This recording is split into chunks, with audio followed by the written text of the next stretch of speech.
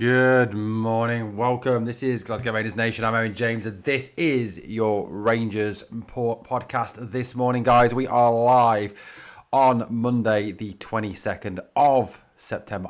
Why did I nearly say January there? January on the brain today. Welcome, guys. Welcome on in. Hope you are doing well this Monday morning. It's got to be say it is a better Monday morning than last Monday morning. Obviously, last Monday morning we had a pretty dreadful one, didn't we, after losing to Hearts. But this is better this Monday morning to be here, to be talking all things Rangers. Obviously, please get your comment in the live chat. Obviously, let's get talking all things to do with the club. Now, I am not going to sit here this morning and suddenly become the greatest advocate, a new birth, evangelical Russell Martin lover. I'm not going to come in and sit here that all is forgiven, that the Saviour has arrived and that we are saved. We are saved. We're not going to sit here this morning and say that by any stretch of the imagination. I think we need to get perspective on this. Look, we know that the happy clap are going to be out. We know the happy clap are going to be going on about how this is fantastic. This is amazing. This is, give him time. He's going to get there. He's the saviour. He will get Rangers to win. Look, we're not going to sit here and say this morning. We're going to have a dose of reality, a sense of reality on things. We're going to look at I'm not going to sit here and be negative about the club because there's positives. There is positives from Saturday, and we'll talk the positives, obviously, from Saturday. We'll talk the positive players. We'll talk who did well, who didn't do so well. We'll talk about the improvements and tweaks I think we still need to make to get there. We'll also look ahead to this week, another huge week, and it's going to be, as we get into European football season, we're going to be looking at one huge week after another for the club. Bluebells are blue. Welcome, buddy. I am going to get back to you. Do not worry. Your email is on my to-do list. For the moment, I've just been very, very busy with stuff at home, and I don't want to be driving my other half crazy with doing just Rangers stuff and doing all Rangers content and ignoring her, or else she's going to absolutely kill me, and we don't want that. David Hutchison says, morning Owen, still think this job's way over Russell Martin's head. No man management skills, as Raskin proved, in my opinion. Lol. We've also got a poll running, guys. Please get your vote in. It says, how are we feeling after Saturday? So we've got three options. More positive about the future. Nothing has changed, and reserving judgment until Sunday. At the moment, 87% of you have voted for nothing has changed. 13% of you are saying reserving judgment until Sunday. Right, we'll get on to that in a minute. We're going to run a poll on that as well, what that would look like. Now, Rangers, obviously, over the next couple of weeks, ahead, obviously, of the next international break, have got a number of games upcoming. Now, we do play, obviously, Thursday, 8 o'clock kickoff, Rangers versus Genk at Ibrox, Europa League match day 1 of 8. We then travel to Livingston on the Sunday for a 3 o'clock kickoff against Livy, before an away game against Sturm Graz in the Europa League on the 2nd of October. That will be a tough one. Austria, Sturm Graz, never an easy place to go. We then come back for another Sunday game, this time against Falkirk. So look, you look at the two league fixtures, forget the two Europa League fixtures for a minute. You look at the two league fixtures coming, 2 away games, 2 tough away games. And if Russell Martin can emerge with 6 points from those next 2 away games, you've got to say that, that there is a future. There is a positivity there, that there is perhaps something there. The league table does not look a happy one this morning, does it? We sit 11th. I know we weren't playing league football over the weekend. We were playing cup football, but Dundee's victory, Bluebells, very funny, mate. Don't let my missus see that. Bluebells, it is right. But look, you've got a situation there where we've got to pull up. We've got to get away from the bottom of the league. We've got to get away from that 11th place. That is simply not acceptable for Rangers. We then come back to a home game on the 18th. Of October against Dundee United. That will be a tough one against a good Dundee side and the good Jim Goodwin team this season. Away then to Branbergen before we have Kilmarnock on the 26th of October at Ibrox. And then the last game of October is away to Hibernian in the league. So look, it's a big few games upcoming. Not a lot of football in September in terms of of those games that are left now. We've just got the Genk game and the Livy game, and then it's into October. My God, is it October already? Sturm Graz away. But look, you know, the 2 games that are upcoming this week are huge, aren't they? I mean, Rangers versus Genk at Ibrox in Europa League game 1, and obviously then the Livy game on Sunday. I think some fans would actually argue that the Livingston game on Sunday is by far the bigger game, to be honest with you, because of the fact that, you know, that game is not going to be easy. Livingston away, you know, Livingston are not having a massive disastrous season at this moment in time, are they? They're not failing massively. So, you know, at the end of the day, you could argue that maybe, just maybe, that's the bigger game at the moment. Genk are struggling in the Belgian Super League. We'll have a little look at that later on in the podcast. Now, look, as I said at the start of the pod, I ain't going to sit here this morning and profess to you that suddenly the world is a better place, that the world is suddenly all sunshines and rainbows because Rangers won 2-0 against Hibernian at the weekend. Now, we can sit here and we could be false, we could be, you know, just make it all up. Morning, Alder, how you doing? RM says we won a game against Hibs. Any other time it would have been expected result. We've been so poor lately that anything remotely positive is a welcome change as long as it doesn't revert to form. A good point from RM there, yes. I think that's the thing, you know, look, we are looking at it that way, aren't we, RM? We're looking at it in terms of the fact that we've won a domestic game is massively positive because we haven't won a domestic game this season. We've played, you know, those 5 games. We obviously have had 4 draws and a defeat. We have not won a single domestic game other than the Alloa game in the Cup. We've now won 2 games in the Cup, but still no league games. Yeah, I agree. Nothing has changed for me. Sorry, even though we won, thought we were still awful, to be honest, says Aldo. I mean, look, the football itself was not outstanding. It was better.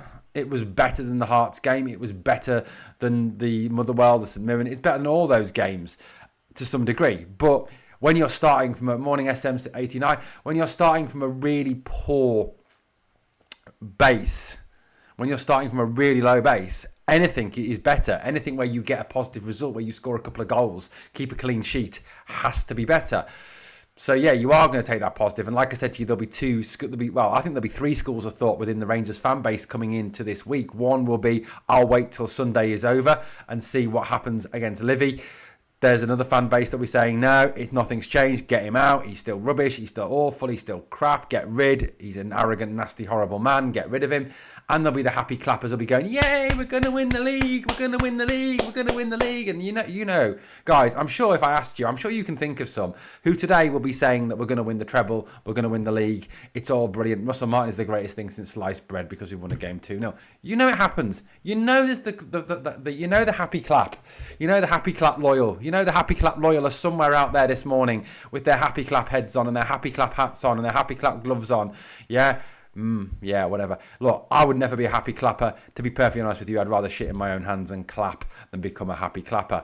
RM says, Livingston is just a team to punish our poor defence with the ball over the top. Now, that's a great point. Now, RM, I'm glad you raised that point because I'll be honest with you, that is the one thing that still hugely concerns me going forward about this Rangers team, and it'll be remain to see whether Genk will try and exploit that on Thursday.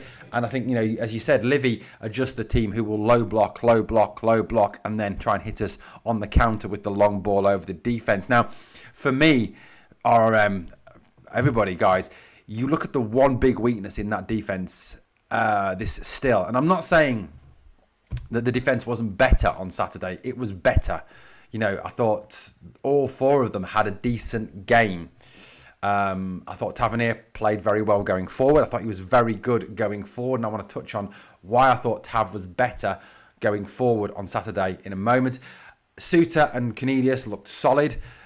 Suter back at right side centre-back, I think makes a huge difference. It's his natural balance, it's his natural side, it's where he plays better. Whenever we've seen Suter move to left side centre-back to accommodate Giga or to accommodate King or to accommodate anyone, Goldson, he looked bad. He looked awful, didn't he? He didn't look good at all. He looks a lot more solid and a lot more assured at that right side centre-back. I thought Doric Cornelius handled the ball very well. He used the ball well, brought it out from the back, provided a balance on that side. I thought Magoma was very good going forward on the left-hand side as well, linked exceptionally well with Gassama.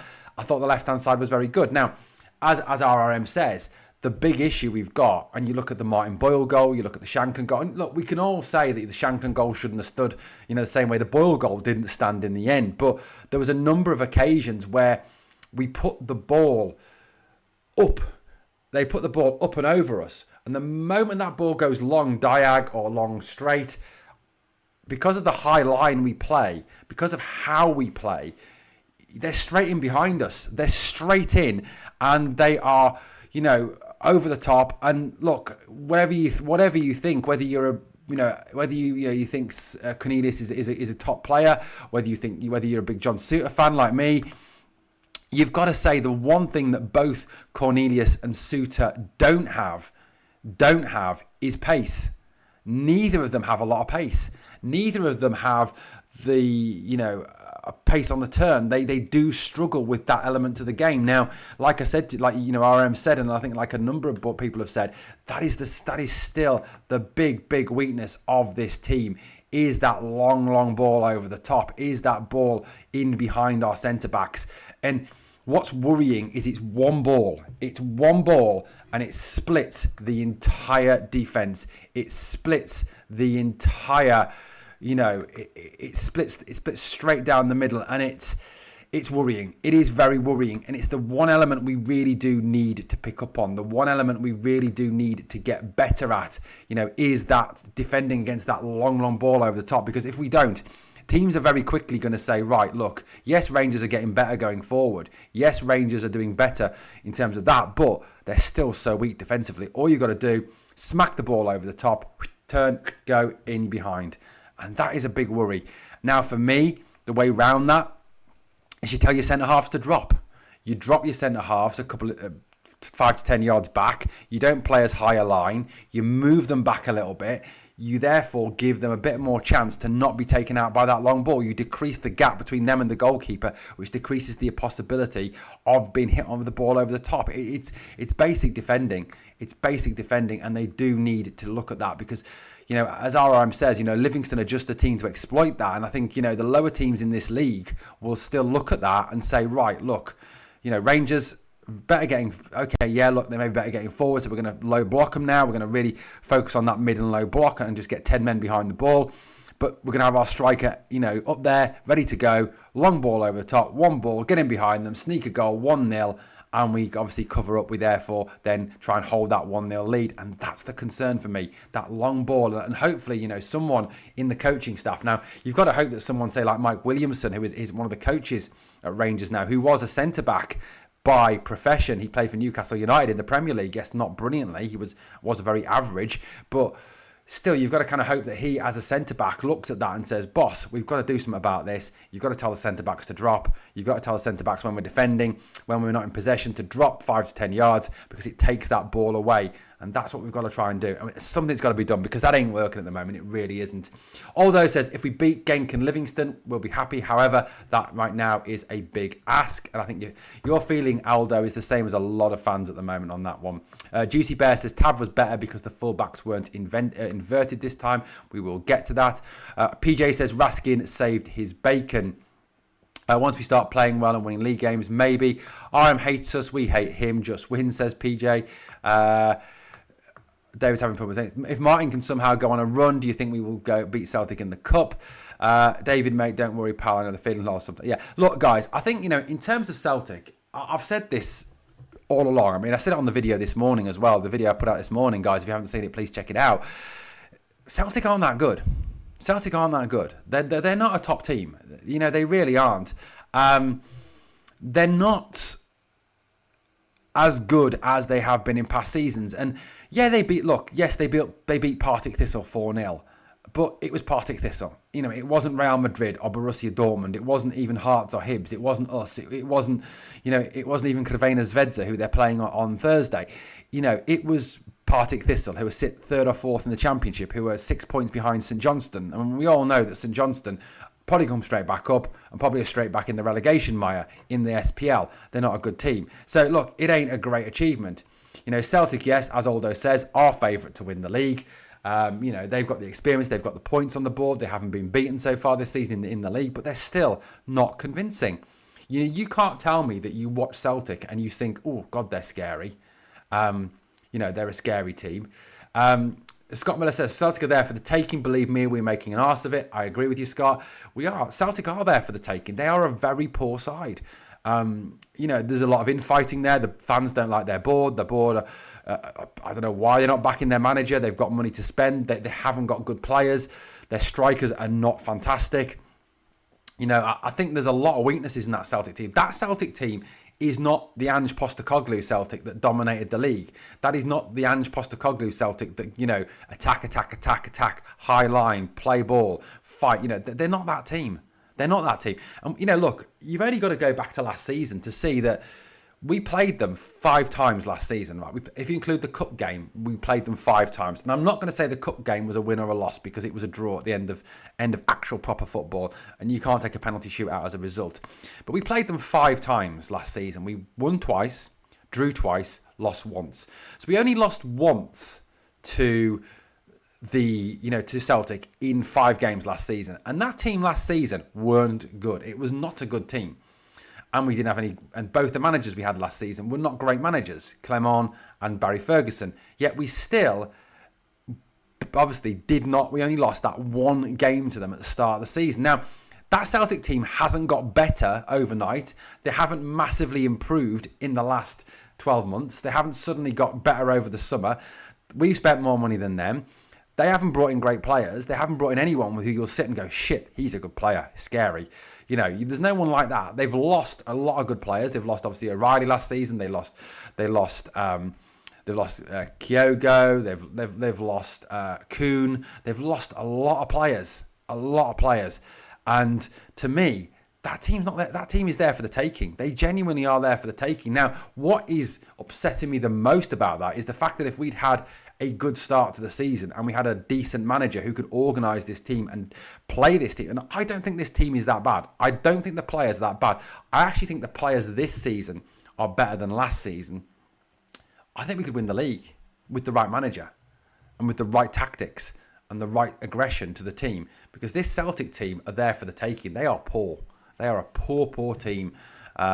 Definitely are. Let's see what we've got for the live chat at the moment. We've got some more comments coming in this morning. We've got Scott. We've been making an arse of it since 55. Correct. Morning, wee man. Celtic are beatable, says RM. I agree with you. Celtic are beatable. That old Firm game at Ibrox, RM. They were poor. They were really, really bad, and they really should have been beaten. And we didn't. And they were there for the taking. Why not play Curtis instead of Moore? William says, look, I agree with you on that one, mate. We should be playing Curtis. I think the reason why they're playing Moore is because there's probably some sort of term in his contract that he has to play a certain number of games for Tottenham to agree to the loan deal, sending him to Rangers. I think if we don't agree to play him in 90% of games or 75% of games for 90% of the minutes or whatever, they don't lend him to us. So I do think there's probably some element of that. Look, I agree with you. I think we should be playing Finlay Curtis ahead of Mikey Moore. I didn't rate Mikey Moore at all on Saturday. I thought he was poor for the entire game. I didn't think he contributed at all to the game. I think Finlay Curtis contributed more in the short time he was on than when Mikey Moore was on. I also believe that we should be developing our own players and not developing someone else's, especially obviously as Mikey Moore will not be at Rangers next season. He's not. Look, there's no way on God's earth that man signs for us. So at the end of the day, that boy signs for us. So why not develop Curtis instead of Moore? I don't get it. But I do agree with you on that one. Although, yes, would have thought with the new owners coming in, it was the beginning of exactly.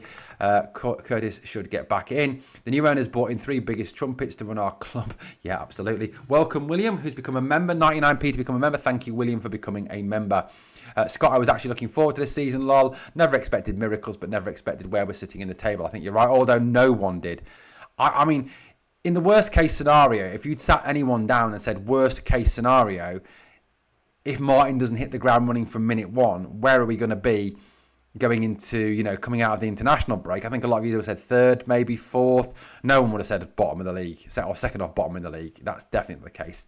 RM says the players are better, but the tactics are worse. Agreed. 11th in the league. Could come on any other club. He would have got his Jotters long time ago. I agree.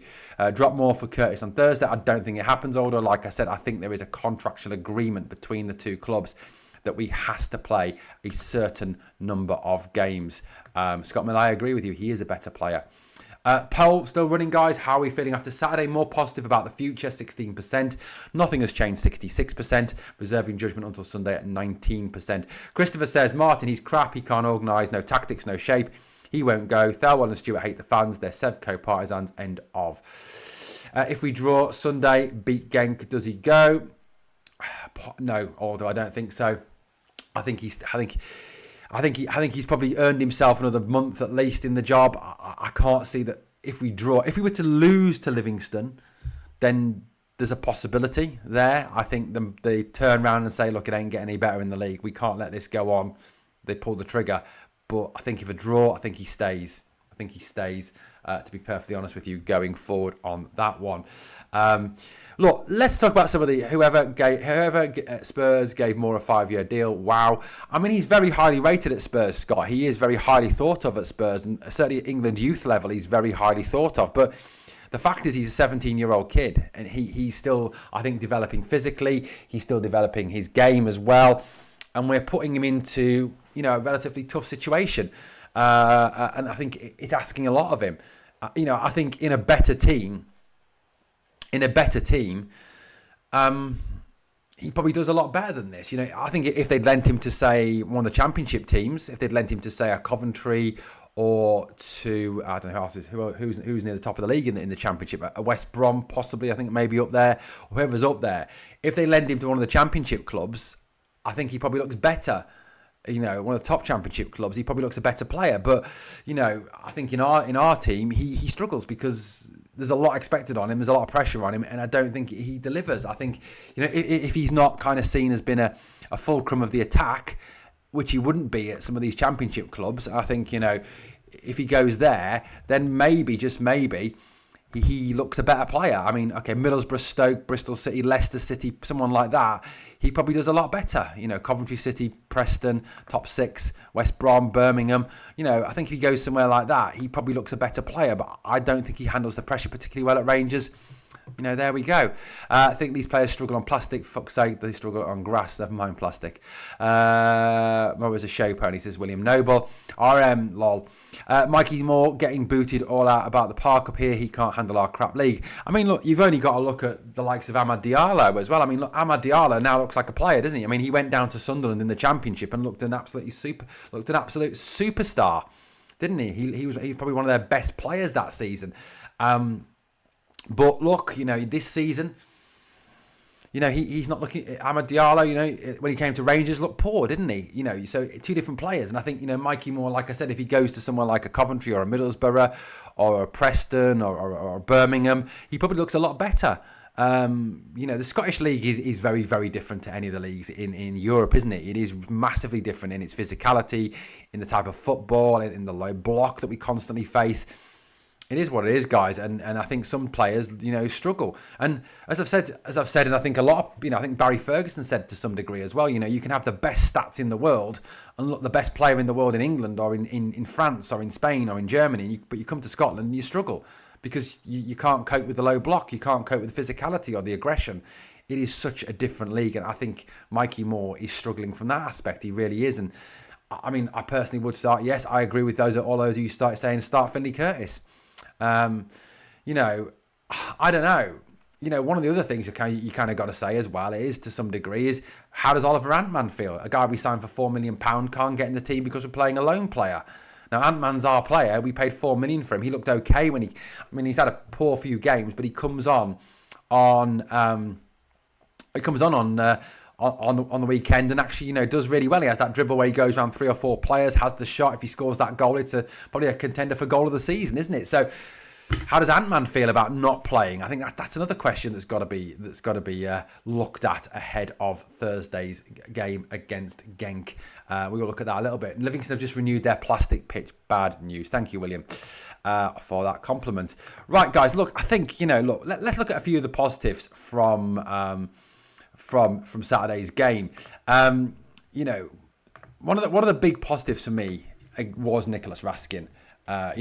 Nicholas Raskin was fantastic on Saturday.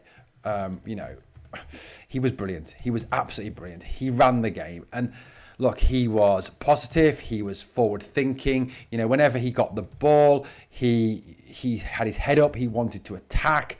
You know, he was good. He was very, very good. He played very, very well. So look, I think he was fantastic. He ran the game. He absolutely controlled the game, and there's no kind of coincidence, is there, that we don't have Raskin and we look awful. We look genuinely, shockingly bad.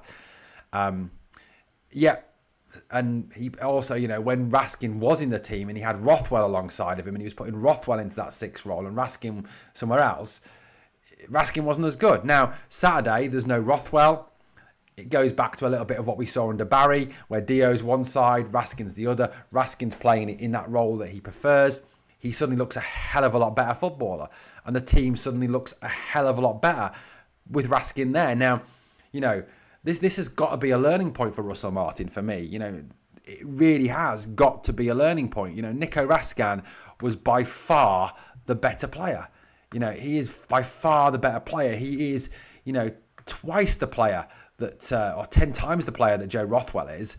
And to me, you've got to keep him in. He's almost undroppable at this point because of that performance on Saturday. He obviously gets his goal as well. You know, he has that lovely little flicked header, the one he got against Celtic in the Old Firm at Parkhead. You know, he's brilliant, and the difference he makes in that team, he gives the midfield an energy, a bulldog fighting spirit. He gives it a little bit of something extra. And you go back across the games prior to Saturday, the one thing we've missed in the midfield is an urgency, an aggression, positivity. And Raskin brings all those 3 things. He brings a positivity. If you go back and watch the game on Saturday, the one thing I'm going to say is this. You watch him get the ball, and the first thing Raskin does when he gets the ball, turn, head up. Where can I play the ball forward? Who's moving forward? How can I get the ball into the attacking areas? How can I cause difficulties to the opposition? It's not, I get the ball, I turn round, I pass it sideways. I get the ball, I pass it back to the centre half. What Joe Rothwell does when he plays, if you watch, he gets the ball, he looks forward, turns sideways, passes it sideways, or turns backwards, passes it backwards. His first move is always sideways, backwards, sideways, backwards, sideways, backwards. And it kills momentum. You watch Raskin on Saturday, ball to his feet, where am I going? Bang, forward left wing, bang, forward right wing. All the time. Forward, forward, forward movement. And that's the difference. That was a massive difference for me, was that forward momentum that Raskin had gave the team on Saturday that was been missing all the time he's been out and all the times that Martin's played Rothwell in that 6.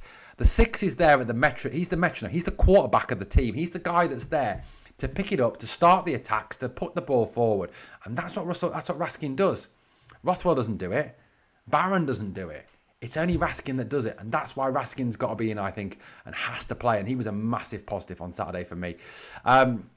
Got a new poll running, guys. Give it a vote. Who would you like to see on the right wing on Thursday? Moore, Antman or Curtis? At the moment, 8% say Moore. Mikey Moore's dad in the live chat, obviously. 50% say Antman. 42% say Curtis. If you're voting for Mikey Moore, tell me why Mikey Moore should be starting. I'd love to know your thought on that one. Scott Miller says, Antman was good his first game until Martin told him his tactics. I think that is something that has been levelled a lot at Antman. He was brilliant against Plitzen when he'd hardly trained with the team. He comes into the team, starts training more with us, and he looks crap. I don't know. Scott says, Raskin is superb. Give him a year's extension. I hope he does stay for longer. I agree, Scott. I think that's to be a great move. Mark Williamson says, Nico was a star man, and it showed on the pitch. It did. Aldo says, I would have brought back Scotty Arfield and fashioned Sakala. I love Scotty. I love Scotty. And I hope when we play Falkirk, Scotty plays, because I hope as well when they come back to Ibrox that he comes, because he's brilliant. Absolutely love Scotty. Love Scotty. I don't know what happens to Dio. He's terrible. Yes, Scott. I mean, the one thing you'll say about Dio is in Europe, he looks really good. Against Celtic, he looks really good. But I think it's some element of the fact that he does raise himself for big games, but also in Europe, you get more time on the ball. You get more time to express yourself. You get more time to turn and use the ball a bit more effectively. Whereas in Scotland, you don't get that. You get the ball and then you get bang, straight away from a hammer thrower, don't you? So I think Dio is not coping with that. Definitely not. Russell Martin is the problem at our club, not the players, full stop. I agree. Martin is probably the biggest problem at the club. RM says Cornelius is an upgrade, and out of all the loans, Magoma is the only one I would consider keeping. Magoma looks good. Magoma does look very, very good, RM. I don't think we get to keep him. I don't see... is it Brentford, I think, that own him, or whoever it is, that I don't see them selling him. They've sent him up here to get a season's worth of football. Absolutely. I think that for me...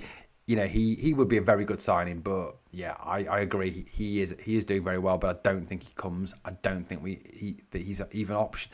I don't think there's even an option to buy in his contract, mate, if I'm being honest with you. PJ says, Dio, to be fair, is sitting in the middle rather than all over the place. He's not playing great, though, is he? He was the one midfielder I thought on Saturday he was poor. Very, very poor. Imagine the Sheep saving us from bottom. That's depressing, says Holdo. Yeah, I mean, the Sheep are below us at this moment in the league. But yeah, Raskin, huge positive for me on Saturday. Another big positive for me from Saturday was Bojan Miovski gets his first goal, and Bojan is off and running in the league, in the domestic football. Look, but I think you've got to remember, Bojan comes in, he hasn't had a pre-season. Again, he's not played a lot of games for Girona in the build-up to this season. He's not had a lot of involvement in their pre-season games or even in their league games. So Miovski is getting himself match fit. He's getting himself match sharp again. And I think Saturday, he showed a hell of a lot more sharpness. He was quick. He was aggressive. He attacked well. He gets his goal. He takes the goal really well. He could have had a second goal, but he was offside. He did really, really well. And Miovski, I think, is getting that sharpness back and that cutting edge back. And we know we don't need to worry about Miovski, because of the fact that he is, he is the guy. He will score goals domestically. We see that. We know that. He's done it for Aberdeen. We know he knows the league. We know he knows how to find the goal in this league. We know what to expect in this league. So I don't think long term he's going to be a problem at all. I think long term he's going to be a huge success for this team. And look, for me, the big thing we need to do is we need to give him more ball. We need to create more chances, and we need to put the ball in a position where he can go and be a threat, where he can go at least work the goalkeeper. That's the one thing we're kind of missing at the moment. So I think Miovski, for me, Saturday, huge positive. Huge, massive positive. RM says Rothwell and Barron playing deep as our DM. They won't create much as their job is to pass the ball, not run with it. Agreed. Rothwell sucks. Agreed. Rothwell looks like he smokes 50 a day, says Aldo. I agree. PJ says he almost kissed the badge. Lol. Hope he'll do it against the Sheep. Yeah, that would wind them properly up, especially after they were burning Miovski shirts on social media. That's because we're getting the ball forward. We were, and he was a lot more aggressive. He was a lot better because we were actually feeding the ball forward, because Raskin was winning it and getting it forward. But yeah, I think Raskin obviously made a big difference, and Miovski for me did make a big difference. He really looks good. And look, there'll be some people still out there that be saying we never should have sold Dessers, that Dessers should be the forward, that Dessers is better than Miovski. Well, keep living in the land of delusion, because Dessers is not better than Miovski. We know that. Miovski is twice the player that Dessers is, and he will score goals, and he'll score a lot of goals for Rangers, I think. And give him a run in the team, give him a run of full fitness, of match sharpness, and he scores you more than Dessers. And he doesn't miss the sitters that Dessers misses either. Which is what we need. We need a striker we can rely on, and I think Miovski is that man. You put the ball on the plate for Miovski, 9 times out of 10 he's going to score the goal. Not unlike Dessers, where it was 5 times out of 10 he would score you the goal, and that's the big difference for me. PJ says Rothwell probs came up thinking piss easy league, looks like a rabbit in the headlights. I mean, yeah, there is that element. I mean, I'm not going to pretend to you that it isn't. Down here in England, and being a Rangers fan living in England, you hear it all the time. Oh, you've got a farmers league, it's a Sunday league, it's a pub league. I could play in that league. It's a crap league. Well, it ain't as easy as a lot of people think it is. Rothwell has a quick burst of speed playing further forward. He could use that to his advantage. I mean, the thing is, RM, I don't know whether you saw that article that was written during the week. I can't remember who it was that was speaking about it, but apparently it was a former teammate of Joe Rothwell's. And they said that Joe Rothwell is not being used in the right position, that he's not a 6, that he's actually better playing further forward. And when he plays further forward, he's a better player. So, maybe there's some element of truth in that. Maybe you see a little bit of better from Rothwell if you don't play him in that 6. Maybe Russell Martin's playing him out of position. That it wouldn't be the first time Russell Martin was playing a player out of position, would it? He's very good at playing players out of position. We need to stop using loan players and play Rangers players. I agree. Also, to be honest, I'm very impressed with Sunderland. Great, Aldo. Lovely. Personally, hope they get relegated, but hey, not happening. Unfortunately, they will stay up. They were lucky yesterday. Villa look shit this season, though. Villa look really poor this season. Just as an aside there. In terms of one of the other players that stood out for me on it's too far to run when you're a 6. Yeah, I agree with you. He probably hasn't got that in him. Pushing further forward, it could be an option. Sunderland fairly came up. They did through the playoffs. Yeah, absolutely. I'm not saying they didn't, PJ. They did come up well. They came up well through the playoffs. They did well to get to the playoffs. But this is not a Sunderland podcast. Right, guys. Look, the other one, another guy who really impressed, and I think it was more how he was used on Saturday, for me, was Gassama. Now, we all know that Gassama has bags of talent. The lad has bags of talent. He really does. He's a quality footballer. He can take a player on. He can go past a player. He can, he's a one player who, against a low block, you look at it and you say, yeah, he's a good footballer. He's going to go past people. He's going to create those chances. And against a low block, you need that player. You need that player who can go past someone, who can do something out of the ordinary to kind of create something for the strikers. And Gassama's the man. Gassama, and I thought Gassama and Magoma linked up very, very well. I think they did. They played very, very well together, and they were aggressive going for. And Gassama was aggressive going forward. He was taking his man on all the time. He was trying to get past his man. He was trying a trick. He did brilliantly. And I think Gassama was given a little bit more freedom to go and express himself on Saturday. And I think that was a big difference. And I think one of the things we've seen with Gassama in previous games has been that he didn't have the freedom to do that. He was being very much regimented into how he was used. He was used on the right sometimes, which he prefers to play on the left. So I do think that Gassama playing on the left provided a real threat for us and a real danger for us, and it really did make a huge, huge difference. Roth was like lightning over 20 yards. Yeah, perhaps use him in that little bit there. Lol, agreed. Aston Villa terrible, so is West Ham and Wolves. Yeah, West Ham and Wolves look like they're going to go down big style. I honestly, I've got West Ham, Wolves and Burnley to go down out or in the Premier League this season. Rothwell sleeps for 18 hours a day, lol. The young fullback looks class, says PJ. And I think, I said, Magoma and Gassama, I thought linked really, really well. They looked really effective down that left-hand side. And that's a big part of what made us better. It gave us a threat. It gave us, And the other good thing was, I think, with Gassama was, yes, Gassama was coming inside a lot of the time onto his right foot, but because we had the left-footed left back in Magoma, he was going outside. So you had the defender going, shit, right, what do I do? I can't, and the winger coming back, and the right side centre back and the right wing back were both like, what do we do? Do we go with Gassama, or do we both go on Gassama, or do we one of us track Magoma? Who do we go? Because if they both come in on Gassama and double team him on him, they've then got Magoma goes out the outside, Gassama rolls it into Magoma. Magoma's completely unmarked and get the ball into the box, and it provided a really good threat. And I think that link play between those two was so effective, and because Gassama was holding a width with Magoma, and at times inverting and coming in, it was providing a real threat on the left. And I agree, the right side didn't look as good because Mikey Moore appeared to want to play as an 8 the whole time, or a 10. He didn't appear to want to play out wide. He appeared to want to come inside the whole time. So that made Tav go up. And Tav played an awful lot higher at times. He did push forward a lot. If you go back and you watch the game and you focus on what Tavernier was doing, 90% of the time, James Tavernier is in the final third. He's not back. He's in the final third. But he's having to do that because Mikey Moore is drifting in.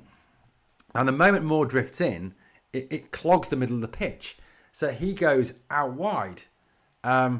He's got to come. And for me, Tav being out wide was giving us a good width. And look, I've criticised Tavernier massively, but I thought he played really well on Saturday because he did what he's good at. And the thing that I've said that you can say Tav can't defend. Yes, Tav can't defend. He's never been able to defend. He's probably one of the worst defensive right backs I've ever seen. I mean, he makes Trent Alexander-Arnold look elite at defending. That's how bad he is.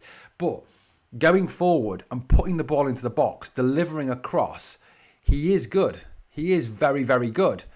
But we need to provide the same sort of movement on that right-hand side. So for me, and as RM says, Ant-Man and Tavernier, I think could work exceptionally effectively together. And you could, I think, have a similar sort of link-up that you get in between Magoma and Gassama with Tavernier and Ant-Man, or Tavernier and Curtis to some extent as well.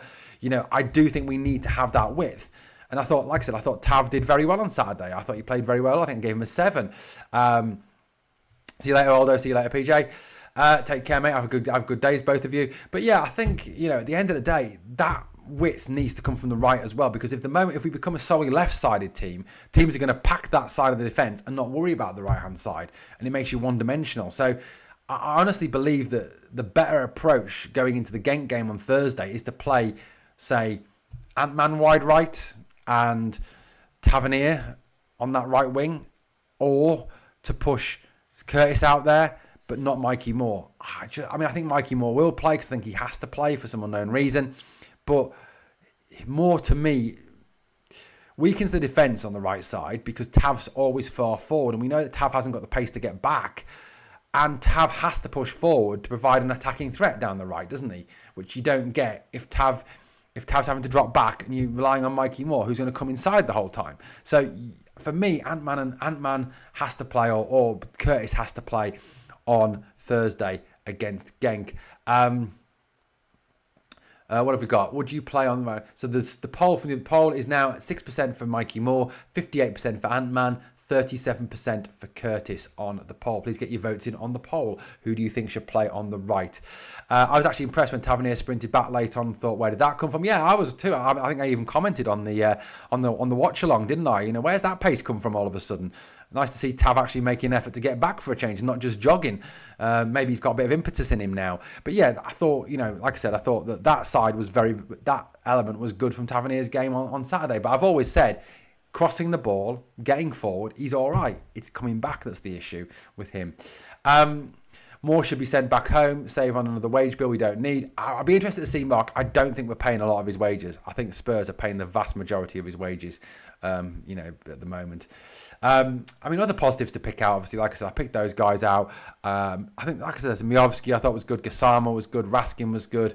I thought Asgard did well as well. I thought Asgard made steps forward on Saturday as well. I thought he played very well. He still does remind me to some degree of Todd Cantwell. I'd have Todd back at the club tomorrow. Love Todd to bits. Always will love Todd. Todd's doing well at Blackburn.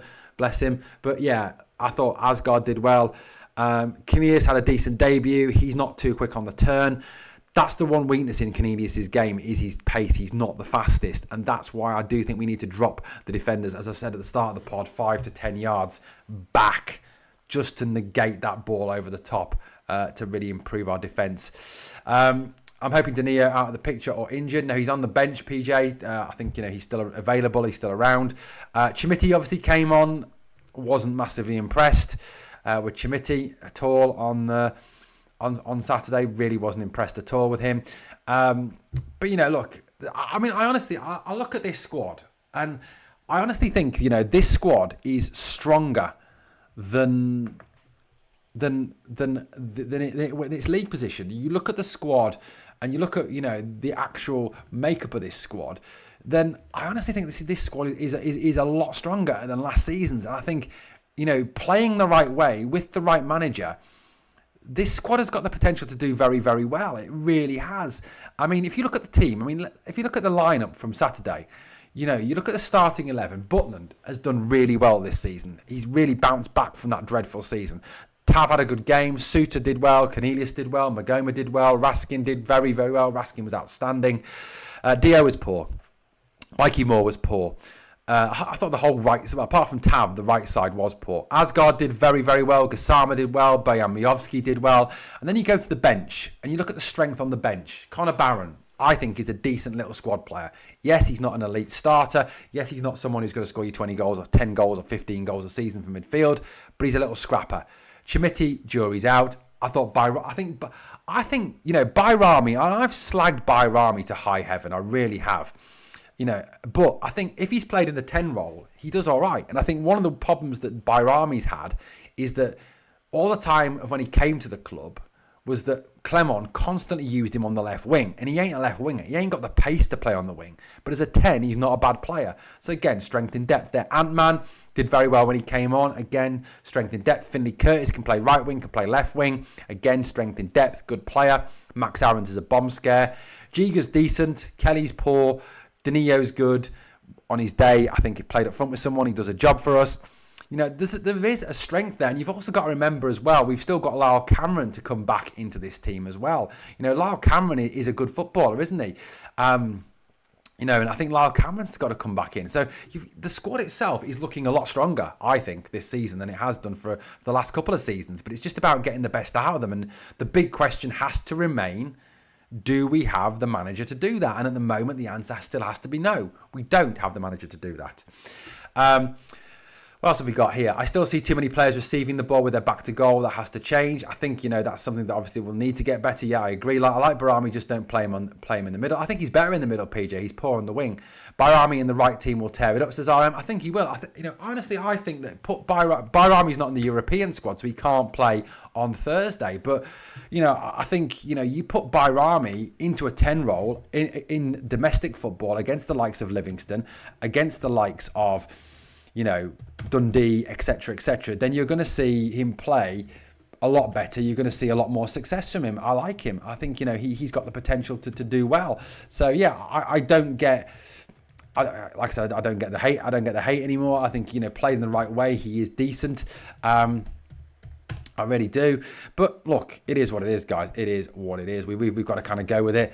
Look at where he is. Now, in terms of Thursday, I would go in with something like this on Thursday.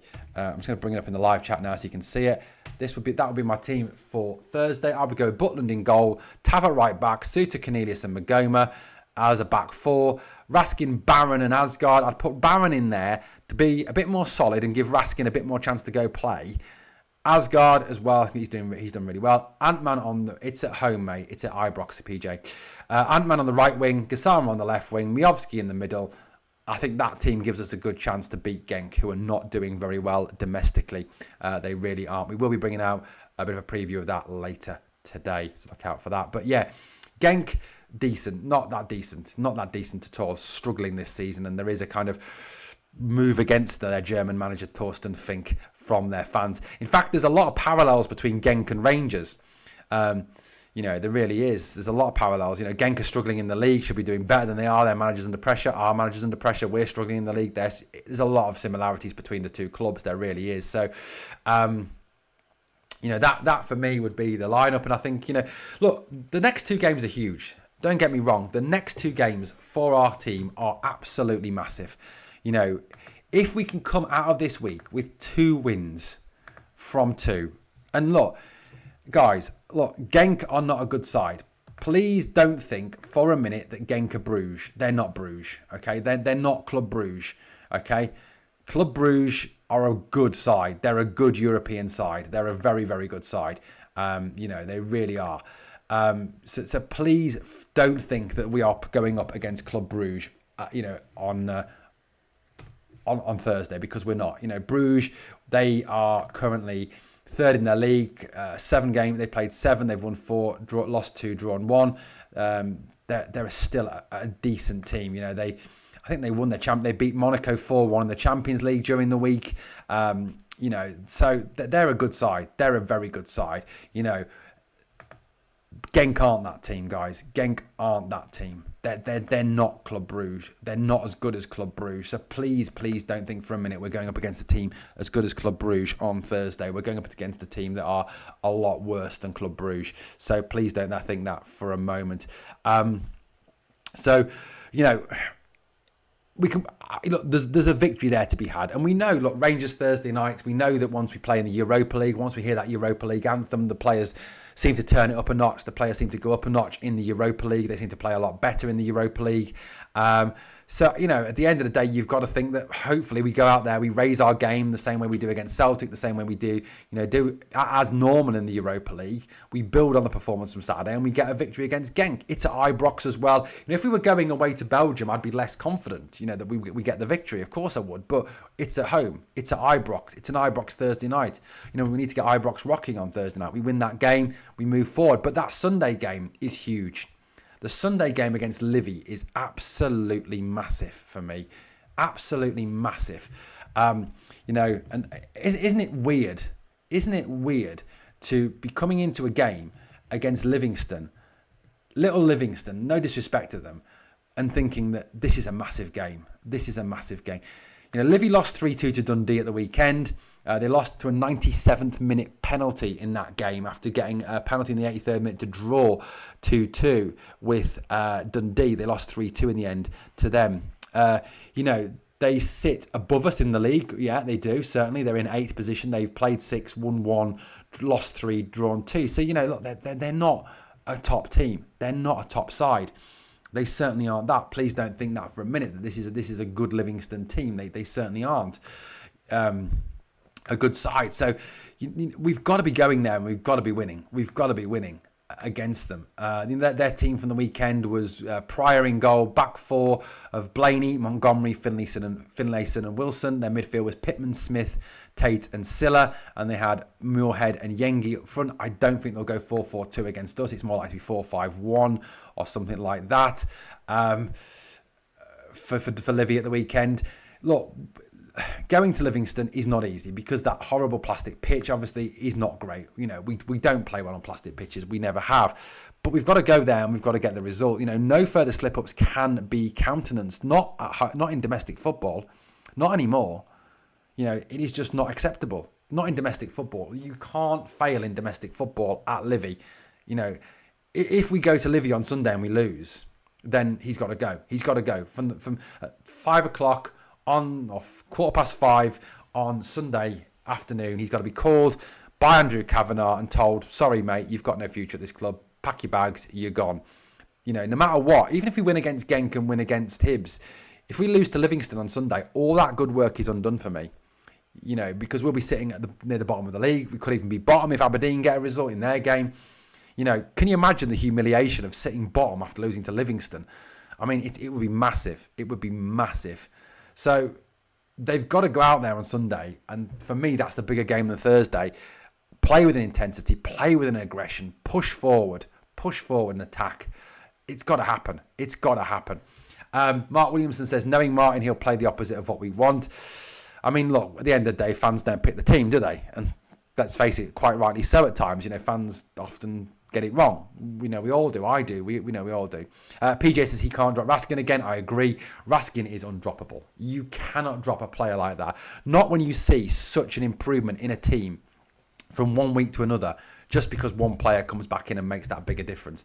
You can't do it. You'll be like Man City dropping Erling Haaland, or Liverpool dropping Mo Salah, or Arsenal dropping, I don't know who's good in Arsenal, back Saka when he's fit, or Man United dropping Bruno Fernandes. It just doesn't happen. Start well, should be one way, depends who are in picks. Do we not train on plastic pitches at Murray Park? You'd hope so, wouldn't you? We've probably got plastic pitches at Ockenhowie we can train on. And for me, that's what I'll be doing all week after the Genk game. Well, not all week, but I'll be training for some of the week on that plastic pitch.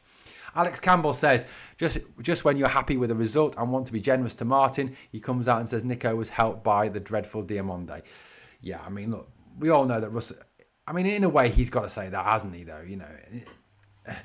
I mean, look, whatever you think of him, I think, he is going to seek to perhaps move down Raskin's role a little bit, because he's obviously going to make himself look like a tit, because he's the one that's dropped Raskin. He's the one that's fallen out with Raskin.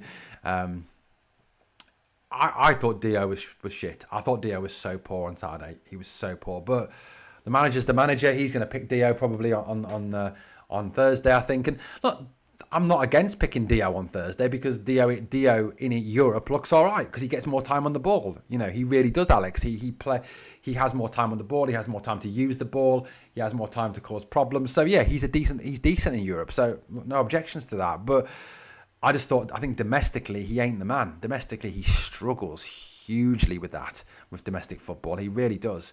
And it is a worry. It's a huge worry going forward. But like I said, Livy is the bigger one. Livy is massive on Sunday. It really is. And it's really worrying. And like I said, scary as a Rangers fan to be sitting here and saying, Livy's huge. Oh, God, Livy's huge. And to be worried about it as well. I mean, can you imagine a Graham Souness team? And I know we're not the Rangers of Graham Souness anymore, or the Rangers of Walter Smith anymore. But could you imagine Walter Smith or Graham Souness worrying about playing Livingston? Really? Could you? Honestly? It never happens, does it? It just doesn't happen.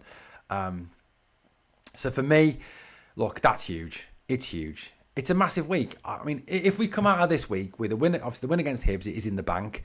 We win against Genk. We win against Livy, then you've got to say, hope that then things are starting to move in the right direction. Things are starting to move forward. That has got to be the big hope going forward. And obviously away at Sturm Graz obviously the Thursday, following Thursday next week. So look, it is what it is, guys. It's massive. Massive. Hopefully, yeah, it is change days if we get those results, but it is about getting those results, isn't it? It's about getting those positive results. We've got to get them. That's the big thing.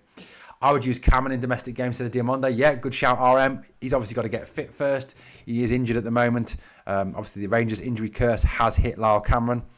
But yeah, Lyle Cameron looks a player, RM. I really like Lyle Cameron. He's aggressive. Again, he's very much like Raskin in the fact that he's very positive. He tries to get forward. He tries to push the team forward and himself forward constantly, all the time. In all the games I've seen him play for Rangers so far, he's been one of our better players. So yeah, I'd agree with you on that one. Looking at the poll now, who should play on the right wing on Thursday? 4% of you saying Mikey Moore, 62% saying Ant-Man, 35% saying Finlay Curtis should be played on that wing on Thursday. I do think, for me, there's got to be a change on the right wing on Thursday. I just don't see Mikey Moore. And I saw John Walker desperately trying to defend Mikey Moore on social media earlier. I do think John Walker, John's great, don't get me wrong, but I do think he does pin his colours to some rather weird causes at times. With what he comes out with. But I agree with you, RM. I would use Cameron in domestic football for definite. Right, guys, that is it for this morning. Thank you for watching Glasgow Rangers Nation. Livingston was Celtic's bogey team, says Mark Williamson. They were. Guys, thank you for watching. As always, guys, if you enjoyed the content, please like, comment, share, and subscribe. It's been a pleasure speaking to you, as always. Thank you for your involvement this morning. We'll be... A couple of comments flying in here. Will it be Ant-Man, I think, knowing RM teams. RM says Diamonde did the dirty work that freed Raskin up. It would be the same if Raskin got stuck in the DM role. Possibly. I don't know. Like I said, I wasn't massively enamoured with Dio on Saturday. That's just me, though. That's just me. Anyway, thank you for watching, guys. It's been a pleasure speaking to you, as always. Have a good day, everyone. I will catch you very soon.